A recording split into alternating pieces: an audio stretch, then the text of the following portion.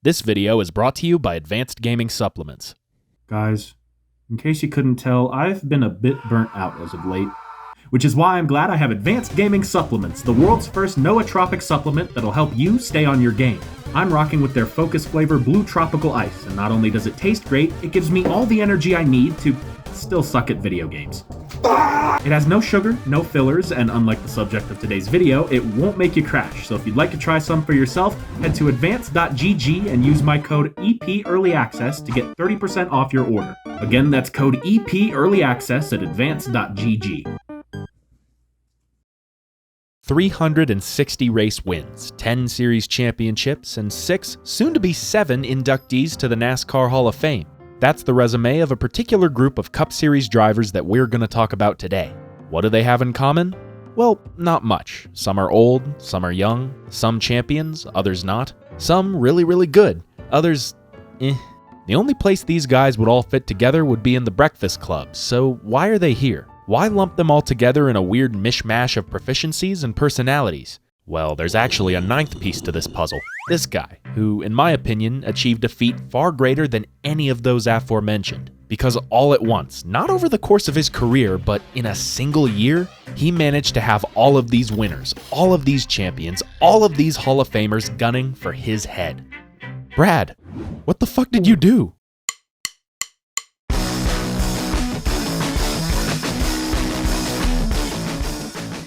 It's weird to think that Brad Keselowski was ever a target at all.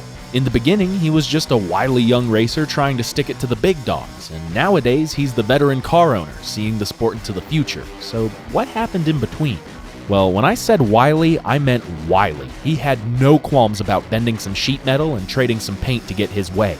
The model example came in his rivalry with Carl Edwards, which could absolutely be its own video, but I'll spare you the fluff. In pursuit of his first Cup win, Keselowski held his ground on a cutting Carl who wound up flying into the catch fence. While Edwards had to run across the finish line Ricky Bobby style, Keselowski celebrated an improbable maiden win. In victory lane, while he was apologetic, he also stood firm. Man, that's the rule. He knows the rule as well as anyone else, and he put himself in that spot, and I don't want to wreck a guy, but he put himself there, so. A couple months later in Memphis, Brad once again took out Carl and once again took the win too.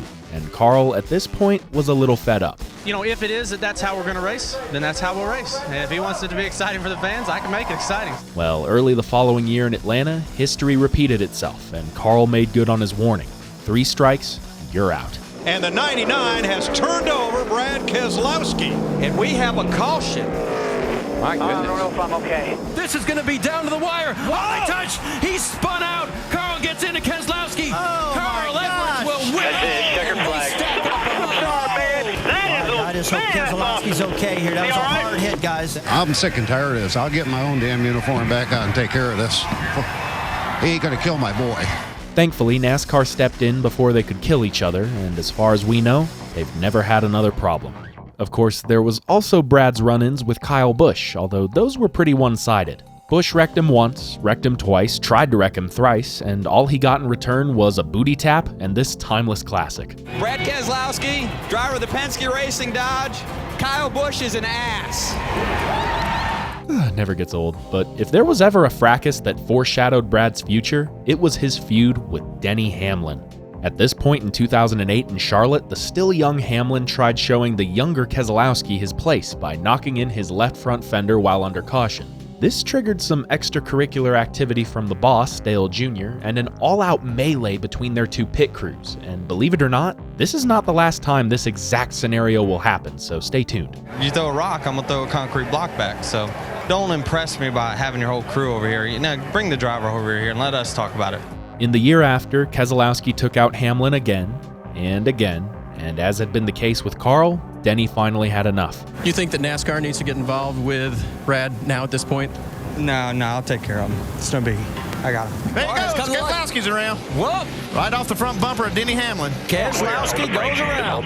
He's got a lot of problems and on and off the racetrack, and I don't think spinning me is going to make him happy. So I feel great right now. It was well worth it. I've never seen so many crews applaud and give the thumbs up on the way by. I moved on. I'm okay. I'm not going to go out and wreck them or anything like that.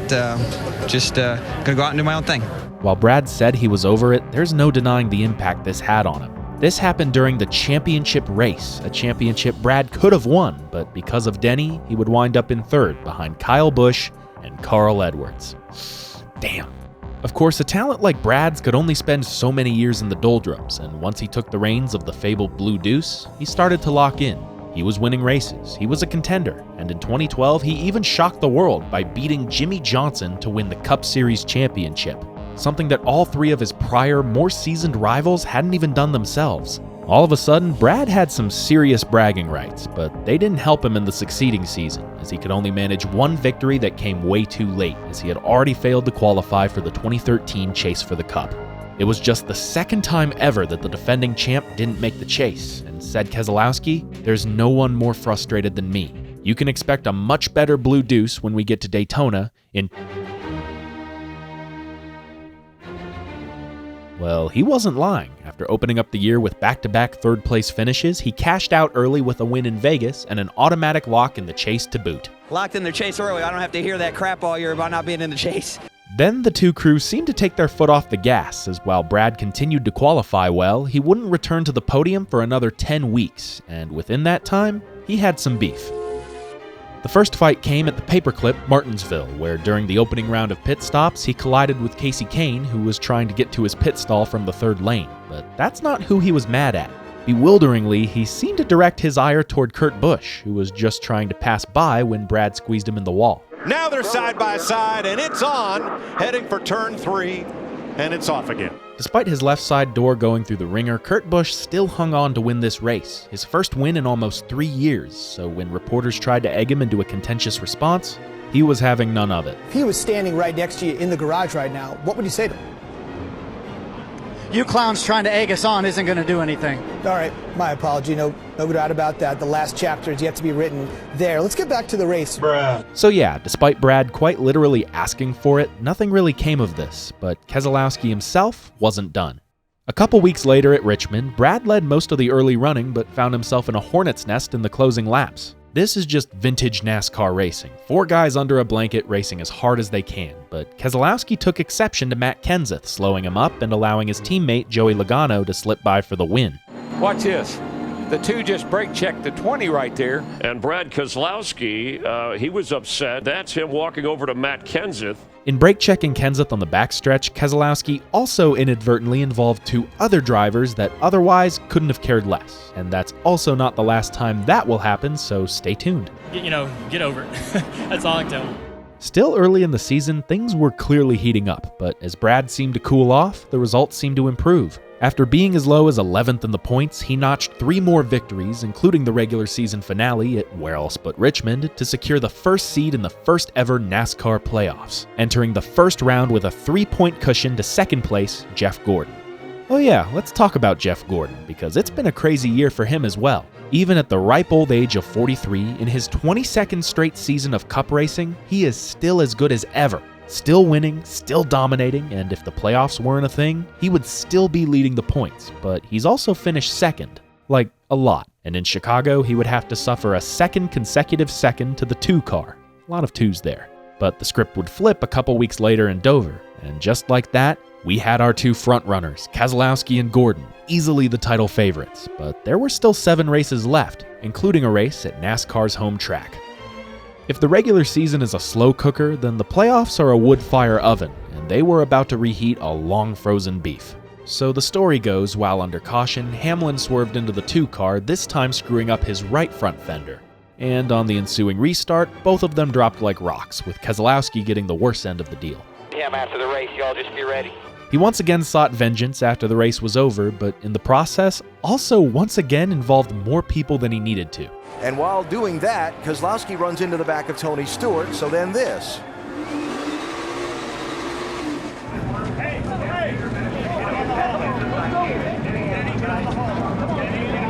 The sparks have flown. Yes, they have. And the fenders had bent even after the checkered flag. Well, look, more. That's Matt Kenseth. If you want to come and talk about like a man, go do that. But to try to wreck somebody on the racetrack and then come down pit road with other cars and people standing around with my seatbelts off and driving aside of me is just unexcusable. There's no excuse for that. You hit me under yellow.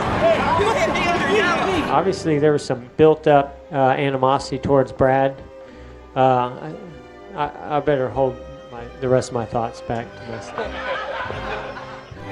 Never mind the whole season. In a single night, Brad Keselowski managed to have 3 of the best drivers in his generation all wanting to whoop his ass. And despite a $50,000 fine and probation during the playoffs, mind you, Brad somehow still wasn't done. A lot of people forget that in the weekend after, he won at Talladega and probably got more booze than he's ever had in his whole life. I know there's probably some people out there that aren't really happy I won. I'm not real proud of last week, but I'm very proud of today. While Brad celebrated a 6th win on the year and a lock into the next round, Jeff Gordon just barely squeaked by, keeping his hopes alive by just 3 points. If he wanted to stave off elimination, he would need to come out swinging, and in the next race at Martinsville, that's exactly what he did, leading a race-high 130 laps. Unfortunately, the strategy didn't work his way, and after he couldn't work his way by teammate Dale Jr., he once again had to settle for 2nd place. Meanwhile, Brad broke an axle and got pile-driven from behind, immediately putting him 26 points in the hole, what could be considered must-win territory.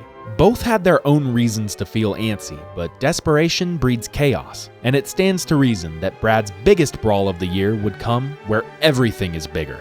Ready to race at Texas. Once again, neither Keselowski nor his adversary ran the best race, yet they still found themselves in the hunt late in the night. After a flurry of cautions, Jeff Gordon took the lead from Jimmy Johnson and still held it with just 4 laps to go. But there was one last yellow flag to be thrown, and in preparation for the final restart, Gordon made a perplexing choice. Did Jeff Gordon just choose the outside? He did. I was just looking. I can't believe what I'm seeing. Considering this was the lane that had given him the lead previously, it makes sense, but heading into turn 1, it was paramount to run as low on the track as you could. He knew it, his teammate knew it, and most critically of all, Brad Keselowski knew it, which is why even after using his car as a tank multiple times throughout the year, most would call this his most aggressive move yet. Contact Gordon and Keselowski. Jeff Gordon may have a flat tire. Yeah, he does. Gordon spinning, turn 4. Caution is out. I'm going to beat the out of him. Thankfully, for morality's sake, as well as all the screens not wanting remotes thrown through them, Brad did not win this race. In fact, he managed to tick off one more driver in Kevin Harvick instead. But the usually cordial Gordon was pretty pissed off. Now, it's one thing to mess with Kurt or Kyle or Denny or even Tony Stewart, but going after Jeff Gordon, he's racing royalty, and Brad, the naive little scamp, just took his 27-point advantage and whittled it down to just 1 heading into an elimination race. A conversation was inevitable, though these big burly crew guys aren't making it easy. But lo and behold, the fittingly nicknamed Mr. Where Did He Come From, Kevin Harvick, pushed Brad within Jeff's reach. And that is all he needed.